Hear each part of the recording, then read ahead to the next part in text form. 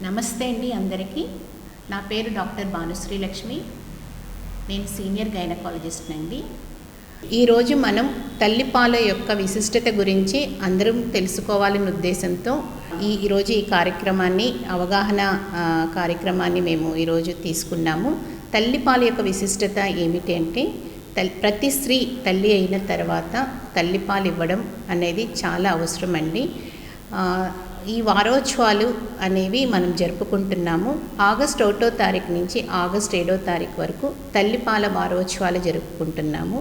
World health organisation అంటే ప్రపంచ ఆరోగ్య సంస్థ యూనిసెఫ్ ఆధ్వర్యంలో ఈ వారోత్సవాలని మనం స్టార్ట్ చేశామండి.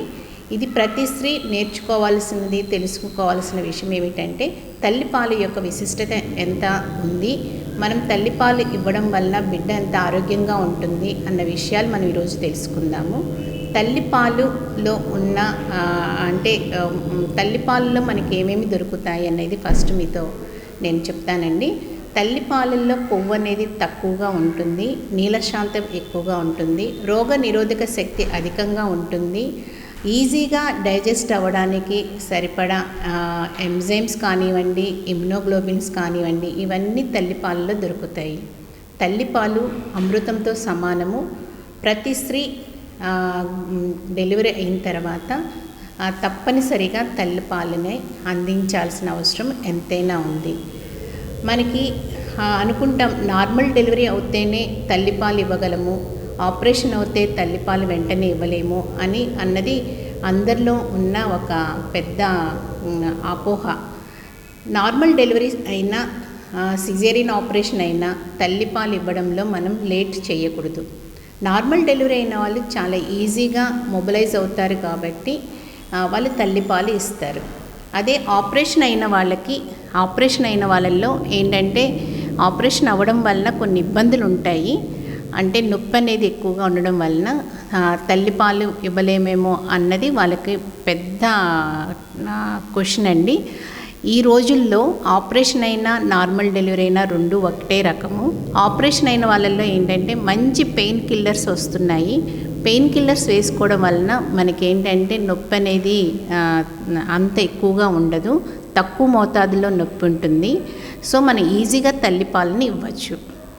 సిజేరియన్ ఆపరేషన్ అయిన వాళ్ళకి మత్తు సూది ఇస్తారండి. యూజువల్గా వెన్నుముకకి ఇస్తారు మత్తు సూది. అది స్పైనల్ అనెస్థీషియా అంటారు. అది 45 మినిట్స్లో ఆ స్పైనల్ అనెస్థీషియా అనేది పోతుంది. సో తల్లి మాత్రం సృహలోనే ఉంటుంది. సో ఈజీగా మనం తల్లిపాలు ఇవ్వచ్చు.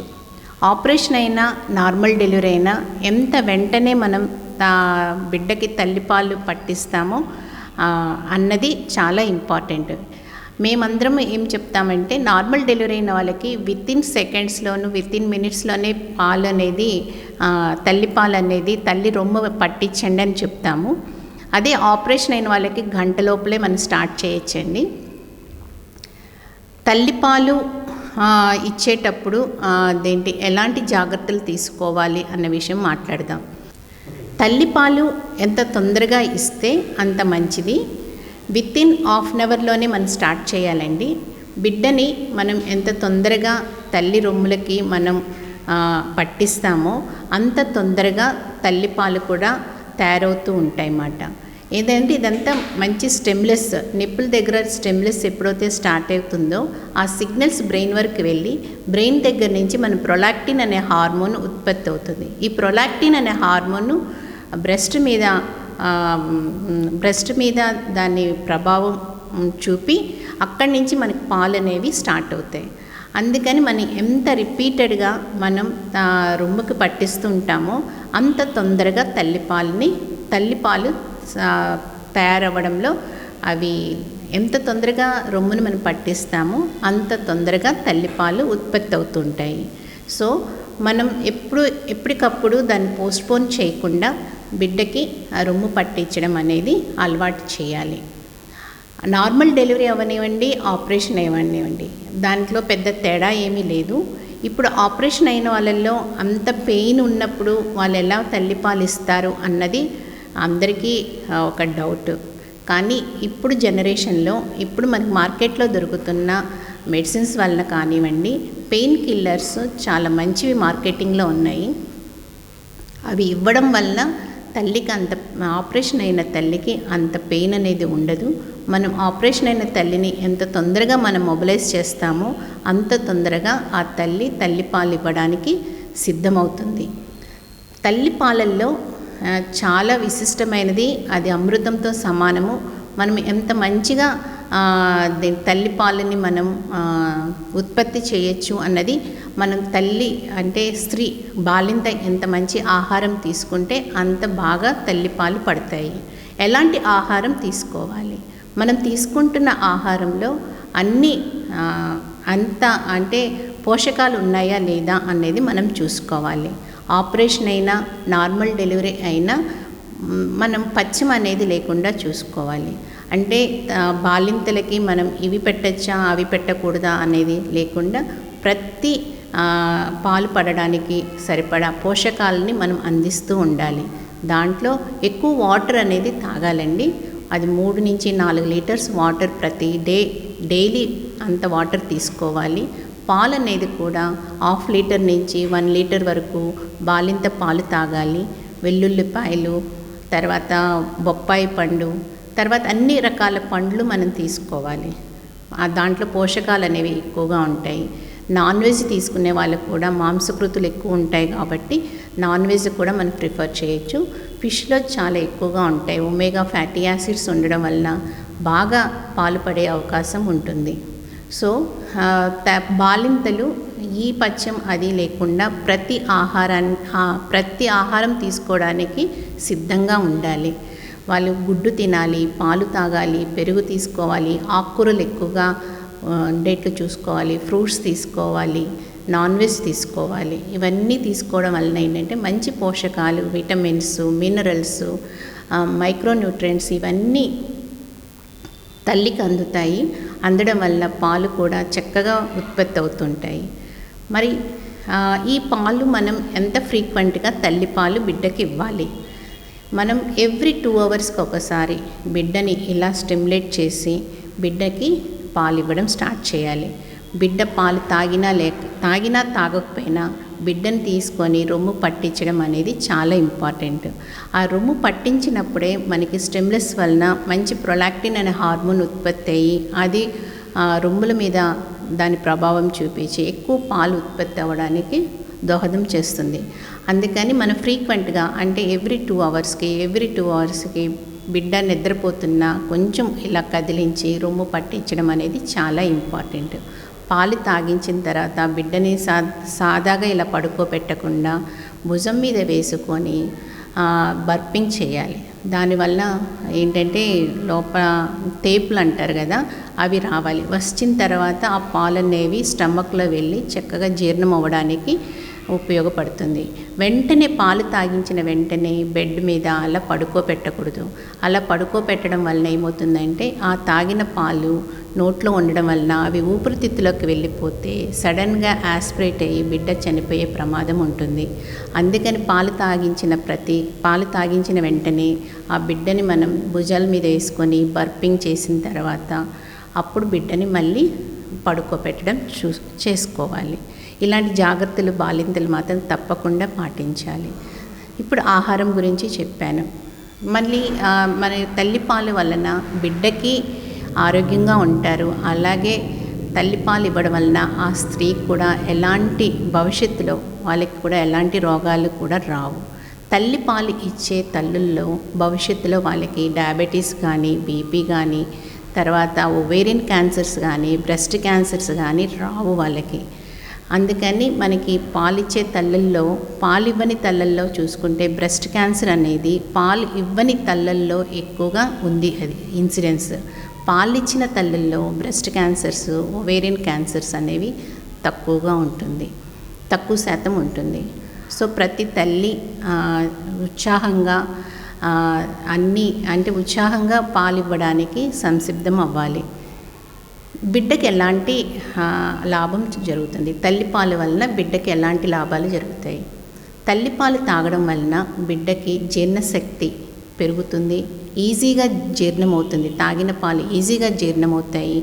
తర్వాత దాంట్లో ఇమ్యునోగ్లోబిన్స్ అనేవి ఎక్కువ శాతం ఉండడం వలన ఇమ్యునోగ్లోబిన్ ఏ వలన డయేరియా అనేది రావు, రిపీటెడ్గా కోల్డ్ అనేది రాదు, కాఫ్ రాదు, జలుబు దగ్గు రాదు, భవిష్యత్తులో వాళ్ళకి ఆస్మా లాంటి జబ్బులు కూడా రావు, అంటే ఎలర్జీకి సంబంధించిన జబ్బులు కూడా రావు.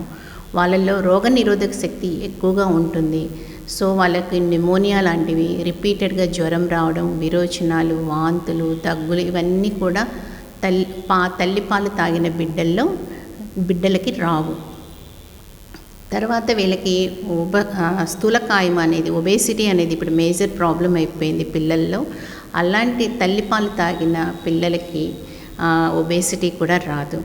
వాళ్ళకి భవిష్యత్తులో వాళ్ళకి ఎలాంటి డయాబెటీస్ కానీ, హైపర్ టెన్షన్ కానీ, బ్లడ్ క్యాన్సర్స్ కానీ ఇలాంటివి కూడా రావు. సో తల్లిపాలు బిడ్డకి ఎంతో లాభాన్ని చేకూరిస్తే ఆ తల్లిపాలు ఇవ్వడం వలన తల్లులకు కూడా ఎలాంటి ఫ్యూచర్లో ఎలాంటి క్యాన్సర్స్ కూడా రాకుండా కాపాడుతుంది. సో ఇంత అమృతం లాంటి తల్లిపాలని ప్రతి స్త్రీ బిడ్డకి ఇవ్వడానికి సంసిద్ధం అవ్వాలి. ఈ రోజుల్లో చదువులో ఆడవాళ్ళు చదువుల్లో కానీ ఉద్యోగాల్లో కానీ ఆడవాళ్ళు ఇలా దూసుకుపోతున్నారు. ఈ బిజీ షెడ్యూల్లో తల్లిపాలు ఇవ్వడానికి వాళ్ళకి కుదరదేమో అని వాళ్ళకి అనిపిస్తూ ఉంటుంది. తల్లిపాలు ఇవ్వడం వలన రొమ్ముల్లో షేప్ మారిపోతుందేమో అన్న ఆందోళన కూడా ఉంటుంది. అలాంటి ఆందోళన చెందాల్సిన అవసరం లేదండి. తల్లిపాలు ఇవ్వడం వలన బిడ్డకి ఎంత రక్షణ ఉంటుందో, మనకి తల్లులకి ఎలాంటి లాభాలు ఉంటాయి, ఇవన్నీ కూడా మనకి సిటీస్లో కానీ కౌన్సిలర్స్ ఉంటారు. తల్లిపాలు బ్రెస్ట్ మిల్క్ ఇవ్వడం వలన మనకి ఎలాంటి ప్రయోజనాలు చేకూరుస్తాయి అన్నవి కౌన్సిలర్స్ కూడా ఉంటారు. వాళ్ళ దగ్గరికి వెళ్ళి మనకున్న డౌట్స్ అన్నీ వాళ్ళ దగ్గరికి వెళ్ళి మనం అడిగితే చక్కగా మనకి కౌన్సిలింగ్ ఇచ్చి పంపిస్తారు. సో ఇలాంటివి కూడా మనకి గవర్నమెంట్ ప్రొవైడ్ చేస్తుంది. తర్వాత ఈ ఉద్యోగాలు చేసే వాళ్ళకి, ఏ ఉద్యోగమైనా కానివ్వండి, స్టేట్ గవర్నమెంట్ కానీ సెంట్రల్ గవర్నమెంట్ ఉద్యోగాలు చేసే వాళ్ళకి కూడా లీవ్స్ కూడా అనేవి కూడా ప్రొవైడ్ చేస్తున్నారు. 6 నెలలు మనకి లీవ్ అనేది ఇస్తారు. సో మన 6 నెలలు ఖచ్చితంగా చక్కగా మనం రెస్ట్ తీసుకుంటూ బిడ్డలకి తల్లిపాలని మనం అందించవచ్చు. తల్లిపాలు ఎన్ని రోజుల వరకు ఇవ్వచ్చు అన్నది చెప్తున్నాను. ప్రతి తల్లి బిడ్డకి 6 నెలల వరకు పూర్తిగా తల్లిపాలు ఇవ్వాలి. 6 నెలలు దాటిన తర్వాత కాంప్లిమెంట్ తర్వాత దానికి సఫిషియెంట్గా తల్లిపాలు రావు కాబట్టి మిగతావి మనం ఫాలో అవ్వడం జరుగుతుంటుంది. అంటే కొంచెం అన్నం పెట్టడం కానీ, లేకపోతే సిర్లాక్ పెట్టడం కానీ, లేకపోతే ఫ్రూట్స్, అరటిపండు, గుడ్డు ఇలాంటివన్నీ సప్లిమెంట్ చేస్తుంటాము.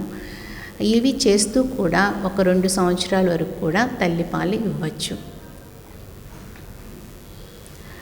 ఇప్పుడు మనకి ఒక్కొక్కసారి కొంతమందికి తల్లులకి ఏమైనా క్యాన్సర్కి సంబంధించిన మెడిసిన్స్ వాడుతున్నప్పుడు కానీ, యాంటీ సైకియాట్రిక్ డ్రగ్స్ వాడుతున్నప్పుడు కానీ, లేకపోతే తల్లి బాగా డిప్రెషన్లో ఉన్నప్పుడు కానీ, బాగా రక్తహీనతతో సఫర్ అవుతున్న అలాంటి వాళ్ళల్లో తల్లిపాలు అనేవి ఎక్కువగా పడవు. అంటే తల్లిపాలు అనేవి చాలా తక్కువగా ఉంటాయి. అలాంటి వాళ్ళు ఆందోళన చెందాల్సిన అవసరం లేదండి. చాలామంది బాలింతలు ఎక్కువగా పాలు పడుతూ పాలన్నీ వేస్ట్ అవుతున్నాయి అన్న వాళ్ళకి వాళ్ళ దగ్గర నుంచి ఆ పాలు తీసుకొని చక్కగా అన్ని టెస్టులు చేసి అన్ని పరీక్షలు చేసి ఆ పాలని మిల్క్ బ్యాంకులో భద్రపరుచుతున్నారు. అలాంటి మిల్క్ కూడా మనం తీసుకొని వచ్చి పిల్లలకి అందించవచ్చు. ఇవన్నీ ఇప్పుడు బ్లడ్ బ్యాంక్ ఎలా ఉంటుంది అనేది మీకు అందరికీ అవగాహన ఉంటుంది కదా. అలాగే మిల్క్ బ్యాంక్స్ కూడా ఉన్నాయి. ఇక్కడ తల్లి పాలనే తీసుకొని వచ్చి దాన్ని భద్రపరుచుతారండి. అన్ని పరీక్షలు చేసే పెడతారు. అలాంటి పాలు కూడా మనకి అందుబాటులో ఉన్నాయి. ఆ పాలు కూడా మనం పిల్లలకి ఇవ్వచ్చు. ఉద్యోగాలు చేసే వాళ్ళకి కొంత ఇబ్బంది అయితే ఉంటుంది. పాలు ఎక్కువగా తయారవుతున్నప్పుడు ఆ పాలని మనం బాటిల్లోకి తీసుకొని ఫ్రిడ్జ్లో పెట్టుకొని కూడా ఆ పాలు కూడా బిడ్డకి ఇవ్వచ్చు. ఇన్ని ప్రయోజనాలు ఉన్నాయి కాబట్టి మనం తప్పనిసరిగా ప్రతి స్త్రీ పిల్లలకి తల్లిపాలు ఇవ్వాలి. అవగాహన కల్పించడానికి ప్రపంచ ఆరోగ్య సంస్థ యూనిసెఫ్ ఈ ఆగస్టు 1వ తారీఖు నుంచి ఆగస్టు 7వ తారీఖు వరకు తల్లిపాలల వారోత్సవాలని జరుపుతుంది.